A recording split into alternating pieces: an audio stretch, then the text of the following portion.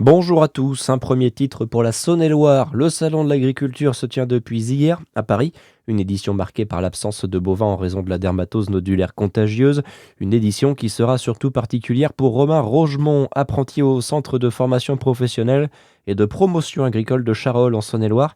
Il a remporté hier le double titre de meilleur jeune berger de France et de meilleur jeune berger d'Europe. Âgé de 21 ans, il est originaire de la Nièvre. À Besançon, maintenant, on a frôlé un drame cette semaine. Un tramway en panne a été remorqué par un véhicule rail-route vers le terminus de Chalzeul, mais la rame de 30 mètres a pris de la vitesse dans la descente avant le terminus. En panne, les freins n'ont pas pu être actionnés et le convoi s'est retrouvé violemment stoppé par le butoir de l'extrémité de la voie. L'accident, heureusement, n'a pas fait de blessés.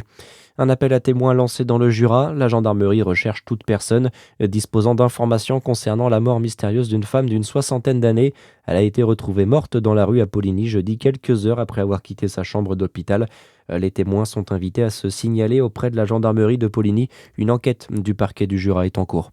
Dans le reste de l'actualité, en France, une bataille de rue qui aurait mal tourné. Les mots de Jean-Luc Mélenchon dans la tribune dimanche, après la mort de Quentin Derenque, ce militant nationaliste mortellement roué de coups en marge d'une conférence de l'eurodéputée insoumise Rima Hassan à Sciences Po Lyon. Dans le même temps, hier, plus de 3000 personnes ont participé à la manifestation en hommage au jeune homme. La préfecture du Rhône a signalé des saluts nazis ou encore des insultes racistes dans le cortège. Et puis le retour du 15 de France, cet après-midi, les Bleus accueillent l'Italie dans le cadre de la troisième journée du tournoi des 6 nations. Ils vont tenter d'enchaîner après les succès face à l'Irlande et au Pays de Galles. À noter tout de même le forfait de Mathieu Jalibert pour cette affiche qui sera à suivre à partir de 16h10. Et puis un mot de foot avec le Paris Saint-Germain qui reprend la tête de la Ligue 1. Les Parisiens ont battu Metz hier 3-0, juste après que Lens se soit incliné 3-2 contre Monaco. Très bon dimanche à tous sur Fréquence Plus.